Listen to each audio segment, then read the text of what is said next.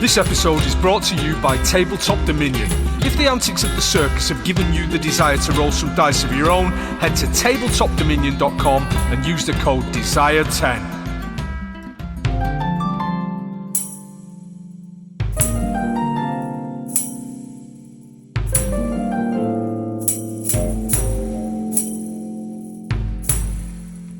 Amrath left alive, his masters none survived. To take his riches we connive. We find a treasure chest, but what is for the best? To the town he must attest. Should we take the diamonds and gold? It's very tempting, truth be told. For the moment I'll surely keep hold, and let the town decide the fate of Amrath.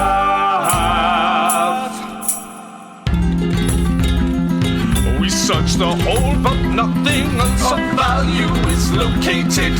At least the heinous crimes of the Huntlaws are now truncated. What will the townsfolk now decide? We'll have to wait and see in Dice and Desire.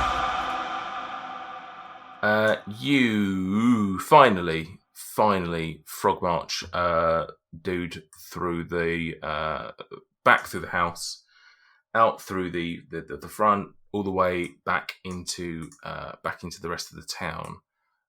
Where are you taking him? Pub. Yeah, so what was the inn called? I can't even remember what the inn called was now. It was the White Hart Inn. I've just popped you back onto the map of the town.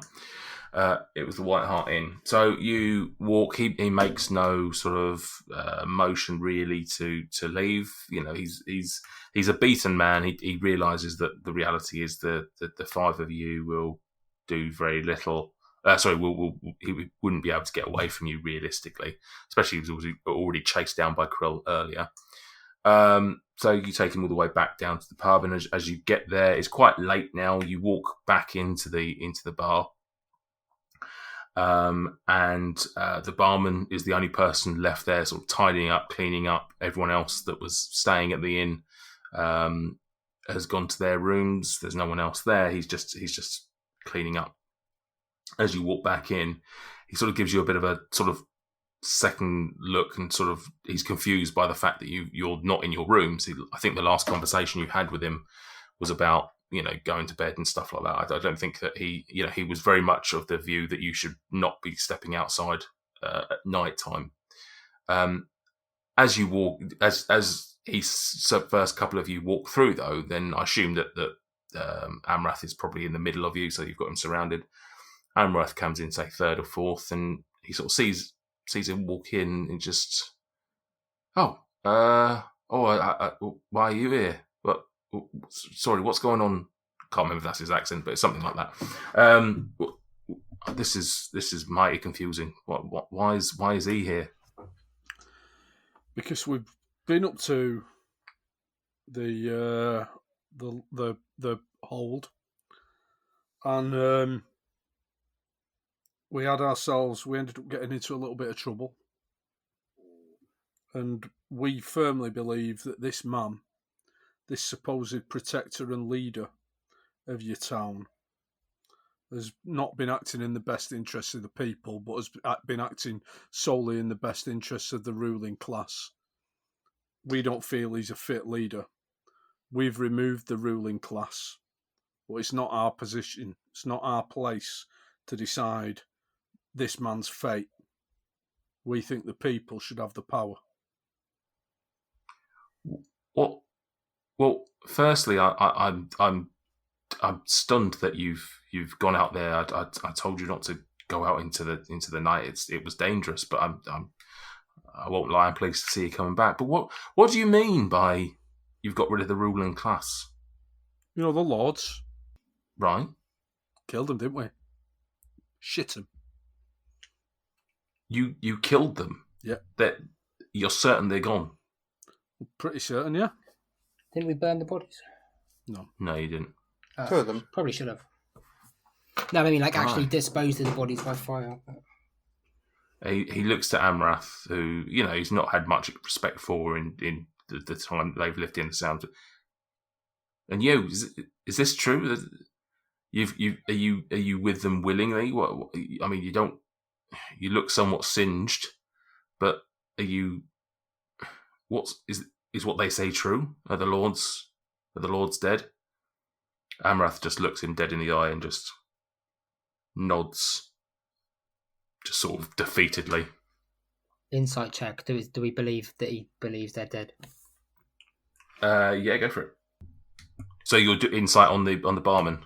No, insight on Amrath. That whether he's Amrath. genuinely. Yeah, I've rolled a 10, so it's not great. But I'm just trying to. You sort of.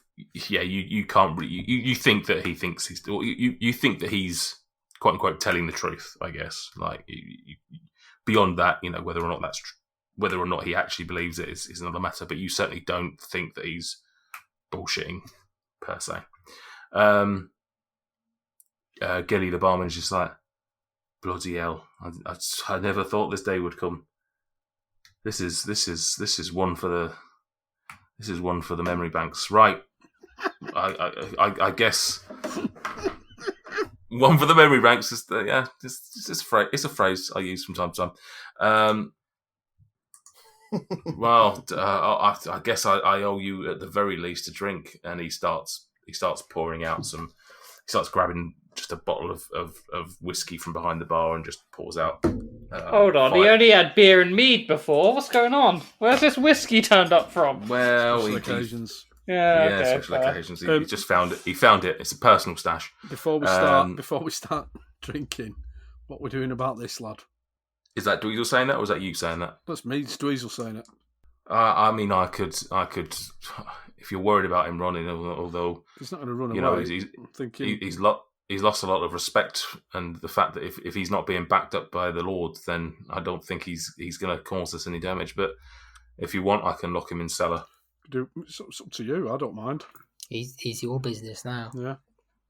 Oh, he's not my business. He's certainly the village's business. We're certainly going to have a conversation with him about some of the atrocities that he's been involved in over the years. But I guess that's something that doesn't concern you guys. But I think I'll lock him in cellar, and we don't really have a guardsman per se, so I'll just lock him up and just see if I can get some of the rest of the residents to decide what we do with him in the morning. Fair enough. And he sort of, Gilly's, he's not by any means a big, muscular, broad guy who's going to just strong arm this guy downstairs. So he sort of indicates to you if you can give him, bring him down, or make sure that he doesn't run while he tries to get him down there. And he leaves. Yeah, I'll just pick him up and carry him down. Well, he could have just nudged him, but okay. Sorry, I kick him down the stairs into the cellar. Gilly takes you through a couple of doors and leads you down to the cellar. And dusty, dank in here, not very nice.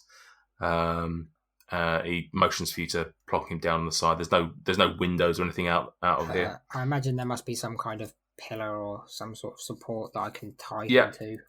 Yeah, so you do that. I don't know if you've got any rope or anything, but I've got hemp 50-foot rope. Okay, right. You use whatever you. What would we need to tie him up? The whole lot?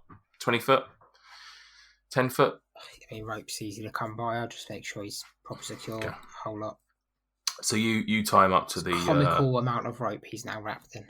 Yeah, just he's just like he's literally just like an entirely roped monster now.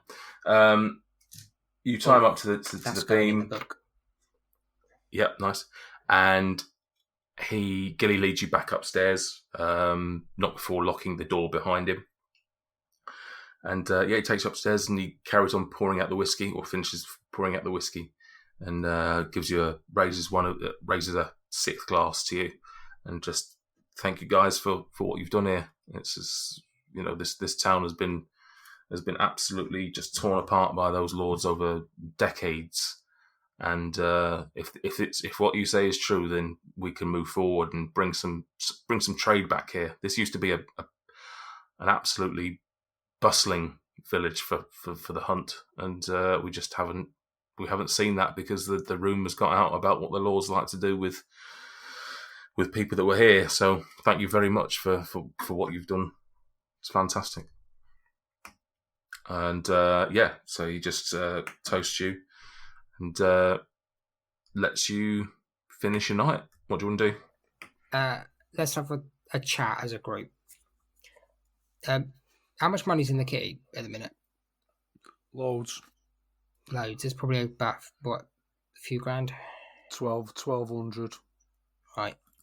Is there anything we could invest in? Is there anything we need? If we're going to get anything here. I mean, I know we've talked about getting a cart. No, but I don't necessarily mean from here. I mean, should our next port of call be a city where we could buy something? Well, perhaps we should just wait until we come across whatever the magical place is called again. I can't remember the name of the dude. I mean, even the then, Teller Seller. Yeah, then we're well short of super magic items. The good stuff was 5,000 gold pieces, I think. I think we need to amass a lot more gold. Yeah, I mean, we don't need anything. We're all about as kind of peak as we can be in terms of gear. Okay. I would like to make a request, my friends. Go on. It is a request on the etiquette of battle. As you know, when I lose my temper and a rage comes over me, It doesn't happen often. No, well, it doesn't happen often because I don't wish to smite you all with the fury of the desert power that flows through me and cause you damage. I would just like to ask, when in battle, perhaps if we could spread out less, I could move to one side and flank our enemies, entering my red rage, as I sometimes call it, or as I'm calling it for the first time. He gets a little lipstick. Then I can, get up my storm aura without worry of hurting my friends, and then you could perhaps be a little bit more confined in space. It's just something I've been thinking about anyway. I've said it now, The problem we have, Quinch, with you giving battle directions is you're far too inconsistent in battle to follow your instruction.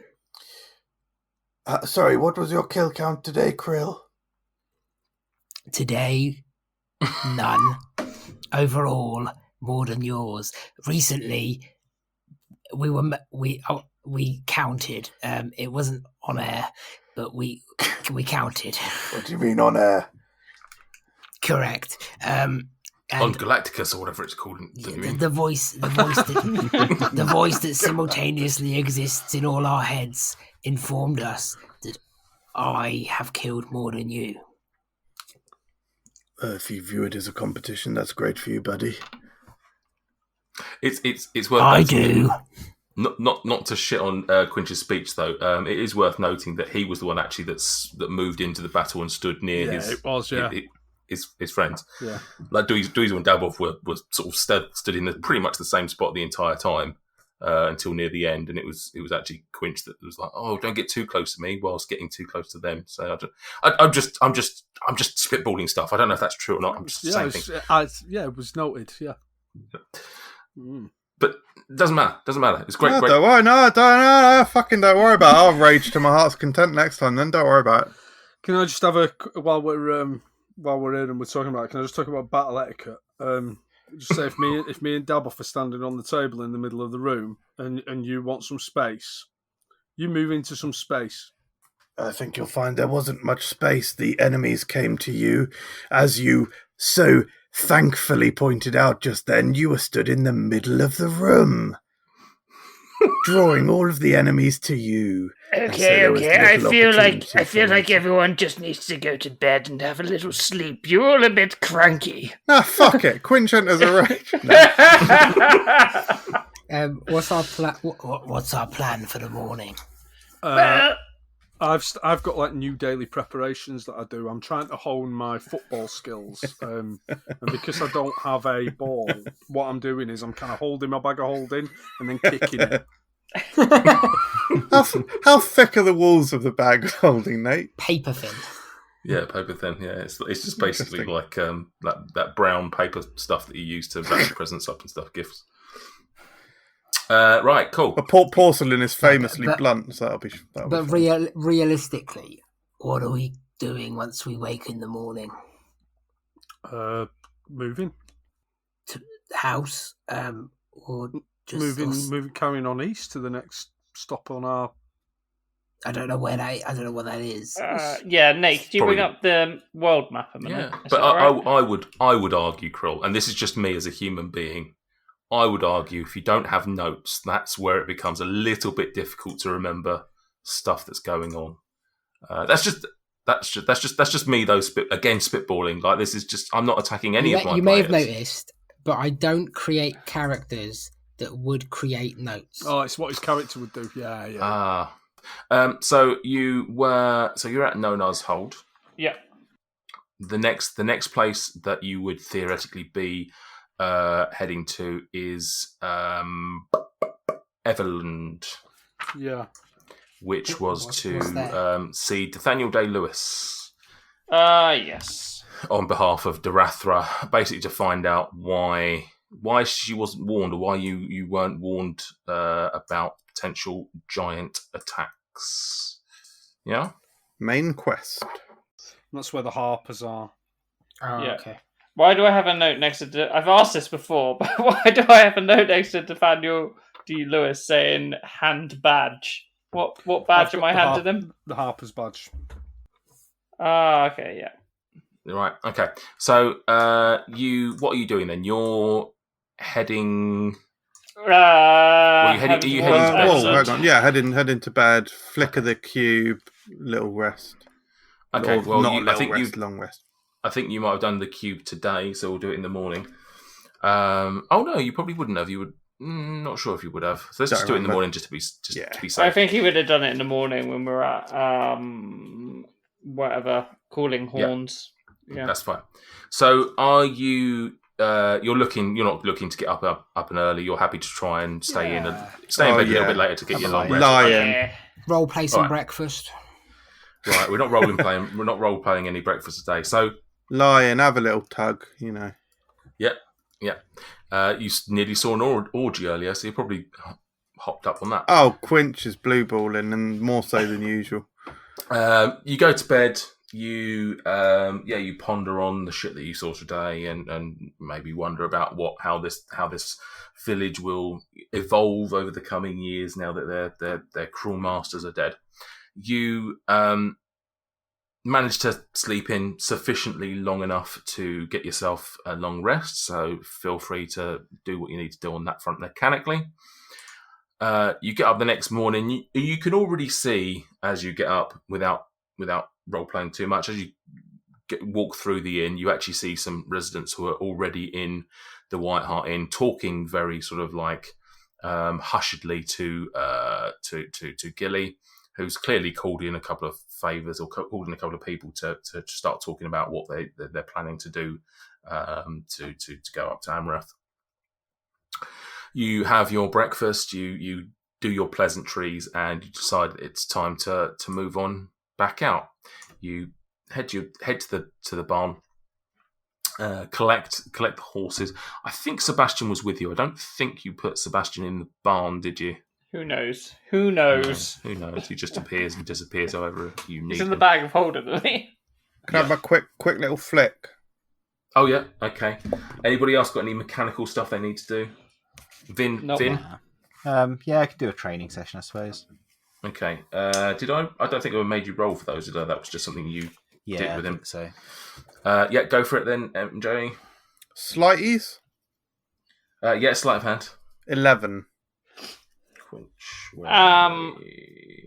Just to clear up a bit of admin work as well. Mike, do you want the goggles? Because it's going to be me or you that gets the most use yeah. of it, and I can always Oh. put a light on the front of Smog, so that's fine. Yeah, I'll grab them then. Yeah. You can Nice. always, depending on the circumstances, you will always hand them off if one of you wants to go in somewhere with it. Yeah, but if you want to put them in your inventory, then go for it. Nice one. I don't think they have attunement, do they? No, they don't. So it doesn't matter. So you can just pop them on or take them off, however you see fit. Okay, so you, Quinch, you tinker around with the cube of many colours, and yeah, you do all right actually, and it just sort of looks a little better. Some of the colours are matching up, and you're fairly positive with it. Right, so that's that. Vin gets an extra jiggery pokery on his as well. He is up to 9 of his lessons. Okay, right then. You set off, and grab your horses, and head back north. Back on the, I think it's called like the Dead Horse Road or something like that. Which was reassuring. Yeah, absolutely. Terrible name for it, really, isn't it? Right, yeah. So you head back north on Dead Horse Road, and eventually, after a few hours, you see the Evermore Way, which is the main road that you'd been following thus far to get here. You head east, sort of northeast, and you start travelling. Returning to the Evermore Way, you set off towards Everland. While the road you travel stays pretty the samey and in good condition, it's good travelling on this road. The further you start travelling into it, after a few hours, you start getting a little bit more. It starts feeling a little bit more imposing, just from either side. To the south of you, the high forest starts enclosing in on you, starts getting closer and closer and closer to the road.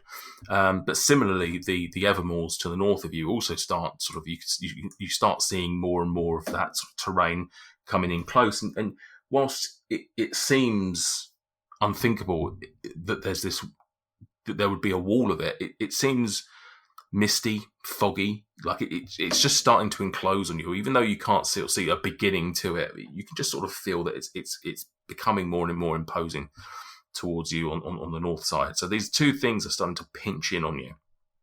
You as you keep traveling, you get to the end of the first day, and you're just on the sort of the cusp of where these two are really starting to, as close as they possibly would come. You get to about there on the map, and it almost feels like you're just entering this sort of weird tunnel where there's these huge trees to the south of you, and this sort of foggy, boggy area to the north of you. As I say, it feels very much almost tunnel-esque, and you're concerned about what faces you as you travel on. You camp. Now, just talk to me a little bit about camping for a second. When you go to sleep at night and you camp? Let's paint a picture for the listeners. I think I talked about this off air once. Are we tent boys, or are we under the stars boys? Under the stars, we don't have tents. Yeah, I think under the stars kind of boys, unless it's raining. Yeah, and then if it's raining, have you actually got tents and stuff like that? I can't remember if you've actually got that. Otherwise, are you just looking for natural shelter? We have bedrolls. We don't have tents. Got my wings. If anyone's got a couple of poles. Okay. Why not? Leant against the tree for me. Why wouldn't you? So yeah, you get to about a day from leaving Nona's hold, and you camp out not too far from, like I say, where this pinch point starts to happen. You camp off to the side of the road. You head. Where would you likely head? Would you likely head north or south? Would you likely head more towards the moors or towards the forest? I would say the forest, but yeah. Okay. So you head a little south, getting away from the road, so you know no one's going to be disturbing you. You're not going to literally be sleeping as carts go past. You get closer and closer to the forest, and it just becomes very, very imposing. These giant, huge, thick trees and canopies over you. Eventually, you get close enough to them without wanting to go inside, and you hunker down for the night. Nothing happens. You just you hear a few creaks and noises, animal noises coming from inside the forest. Nothing that gets too close to you by any means, but just maybe just disturbs your sleep a little bit, but nothing too worrisome. You get up the next morning, set on off. After about half a day's or so ride, again, this is still starting to come in and get closer and closer to you either side. As you're travelling, can you all roll me a perception, please? 7. 20. Nat 20. Yeah. 3. Oh, that's enough. We'll just go with Krill. Krill's the what would be your travel order? How would you be riding? This road is probably big enough for about one cart or maybe three horses theoretically to be getting along sort of side by side. So would you be going like 1 by 1 or 3 and 2, or how do you guys see yourself riding? Quinch is a natural backstraddler. He's grown used to finding comfort in watching the muscular buttocks of Dweezil as they gently massage against the back of the horse. It's somewhat of a rhythmic and almost hypnotic, peaceful sight for Quinch. Krill is, no matter what, behind Quinch just to avoid this. So we're a flying T. So 3 at the front, Quinch, and then Krill right at the back. Then okay. Yeah. So despite Krill being at the back, his phenomenal eyesight is managed to see this before any of you. Some way off in the distance, as I say, these two things start getting close. Krill, perhaps the rest of you are lost in conversation. Maybe he's just the one who's the most alert. But he notices a figure up ahead on the road, probably at this point about 150 foot away, something like 150 foot away. What would you like to do, Krill? Do you let the rest of the group know, or do you just keep it to yourself? How do you play this? I do what I think would be the most tactical thing, and I say, Quinch, move out the way. as I sort of push my horse forward to get closer to Dweezil and go and bring Dweezil's attention to it, and ask for his advice. Dweezil, look over in that direction. Is that suspicious to you? What can Dweezil see now that it's been pointed out to him? Yeah, you roll me a perception as well. Oh, you got a 7, didn't you? Yeah. Let's not re-roll that. You can see what appears to be a humanoid man. You can't see much in terms of details at this point, but humanoid from here, sitting atop horseback. It's not unusual to see travellers on the road, Krill. We should just continue as we are, approach and hail when we get close enough. Okay. Is that what you're going to do then as a group? Yeah, makes sense. Yeah, It'll nothing scary here. Yeah. Okay. So you do that. You start riding up and getting closer and closer. And actually, as you're getting closer, before you get a chance to say anything, you notice that he starts to sort of make his way. You can see the horse sort of gently start trotting in your direction, and you get the sense that probably this individual has seen you. As you get probably about 50 or so feet away, he just sort of calls out to you and goes, "Good morning, fellas. How are we doing on this fine day?" I told you it was strange looking.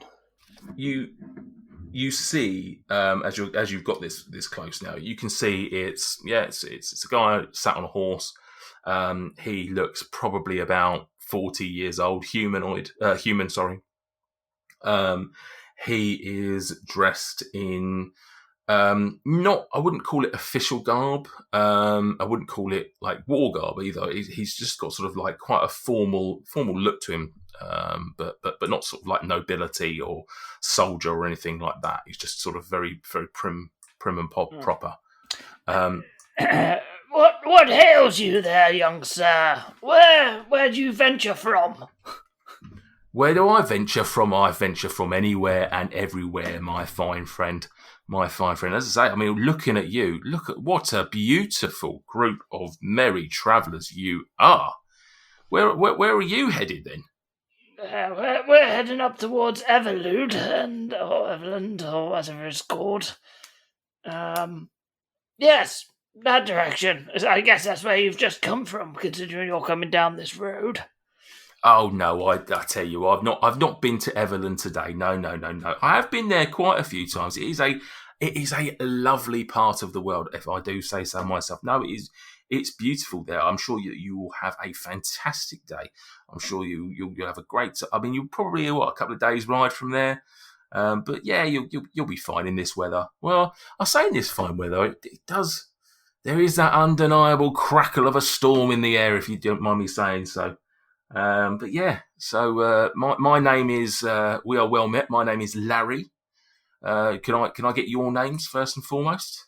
Good afternoon, Larry. Well, I'm here. I'm Gregomel, and here we have Davos, Dweezil, Quinch, and Krill. Why was I last? Because you're the last in the line. I moved up, actually. I've been ahead of Quinch for a little while. Well, you've been behind me this whole time, so therefore you're the last to be mentioned. Anyway, you can call us collectively as the circus. We're kind of famous around these parts. I tell you, I do love a circus. Do you do any tricks? Yes, it's called the Disappearing Man. Would you like us to show you?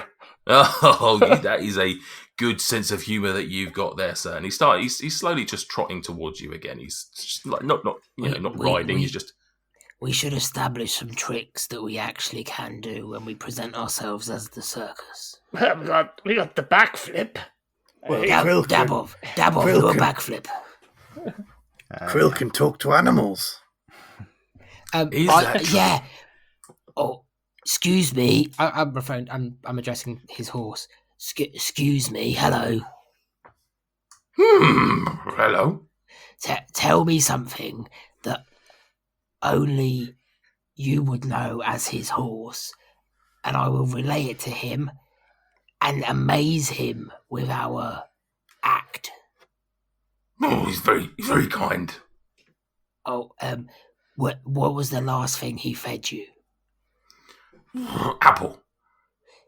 I speak back to Larry. I know that you've recently fed your horse an apple. Oh my goodness, that is one hell of a trick. I find that absolutely. I did actually feed him an apple. It was only half an hour ago, if it were a day, and it was. He looked like he loved it as well. This is a fine. He did love it. That is truly great news, because I do love this horse. He's a beautiful, beautiful specimen of a horse. And he says that you are very kind. Well, that is great news to me. I can assure you that I am very pleased to find out that my horse is happy to be ridden by me and owned by me. I look after him as best I can. What's your lovely horse called? He is called Cecil. Larry, would you like to see the little one do a backflip? Oh, that is what the he looks over and he says, "What the weasel does a backflip?" I can tell you, I've not seen a weasel do a backflip. The weasel doesn't. The weasel can try and do a backflip. Dweezil, try and do a backflip for the man. Dweezil doesn't even acknowledge anything that Krill's saying to him. Dweezil's just eyeballing Larry because I'm not convinced. Are you doing anything? Are you trying to intimidate him, or are you just keeping your eye? I'm just looking at him. I suppose I'm out of him. I'm trying to get insight, I suppose. I just like anyone who's out by themselves. This place felt a bit on top, like the closing in of the woods and everything. It'd be dangerous to be out here by yourself. All right. Are you doing anything mechanically? No. Mechanically, no. I mean, I'm fuming that Gregomel gave him our real names. Didn't even give Derek for Davos. No. I'm absolutely dumbfounded that Krill and Gregomel are just pandering. Well, I feel like you're too suspicious of everyone. Not everyone in the world's going to be an asshole, are they? We'll see.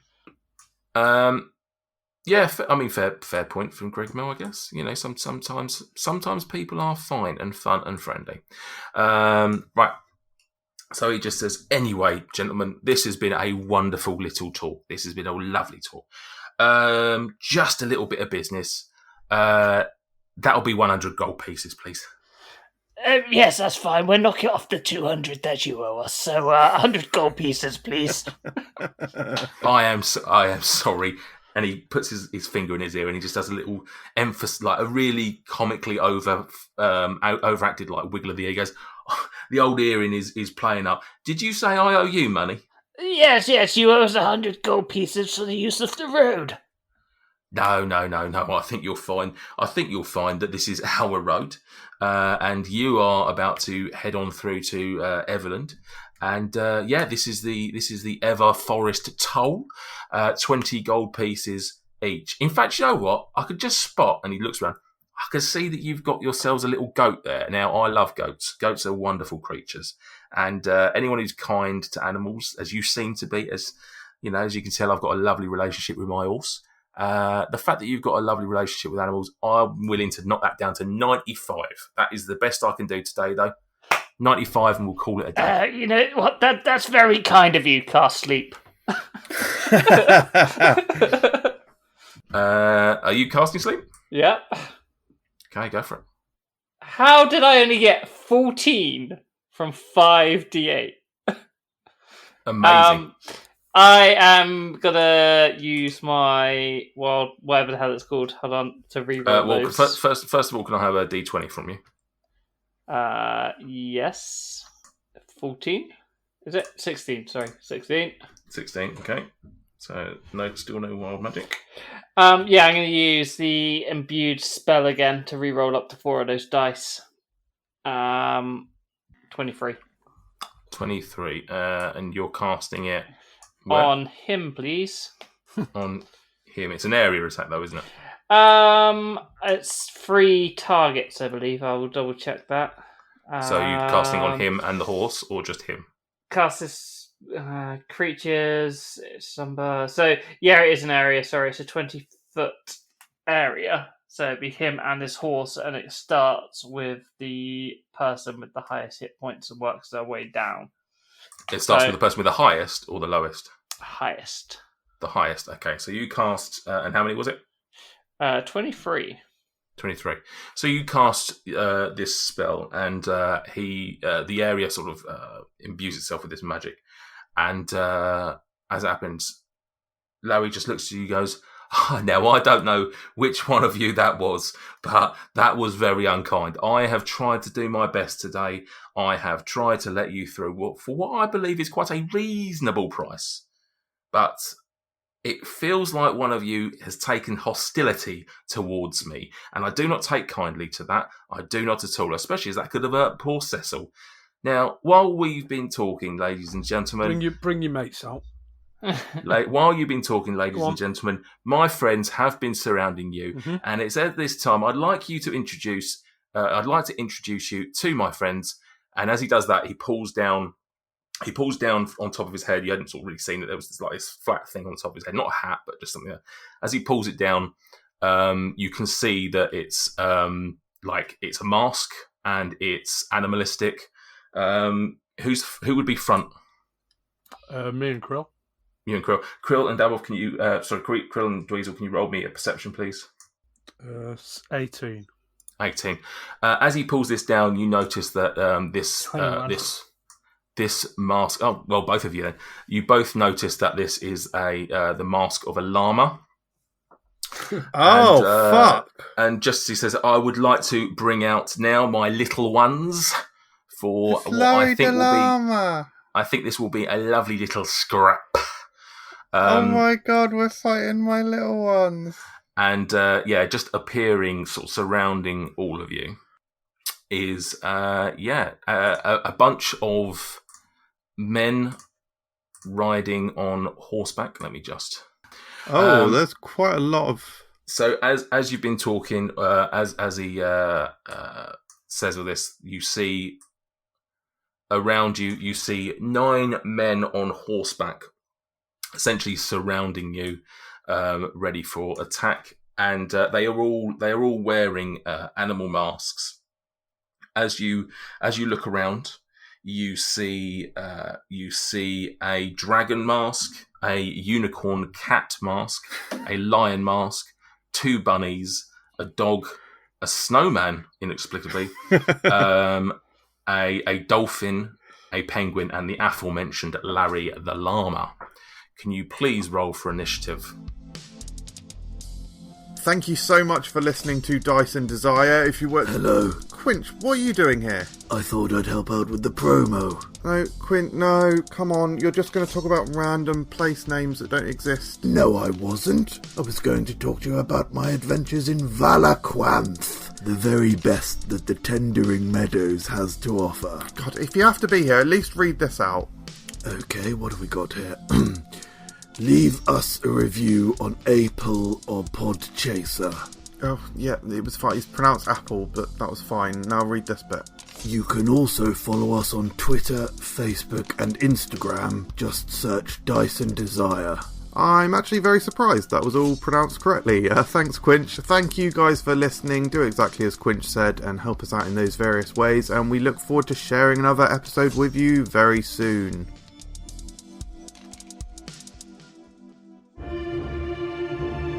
After the loss of his father, Colin must start over at a new school in a new city and make new friends. None of this comes easy to Colin, but he quickly finds a small group of like-minded role-playing friends that accept him for the slightly awkward teenager that he is. At the weekends as Sebastian, he battles to save Callum's Reach from the dark, malevolent creatures that inhabit the Brood Forest as part of their weekly game. During the week, Colin, prone to overthinking everything, must learn to face his own demons as he battles to fit in at Ridge Valley High School. Can Colin put into practice some of the skills that his character is learning and make the same impact at school as Sebastian is in the Brood Forest? Can his weekly game help Colin in more ways than he realises? The only way to find out is to read the book and see if Colin can become the Warlock at Ridge Valley.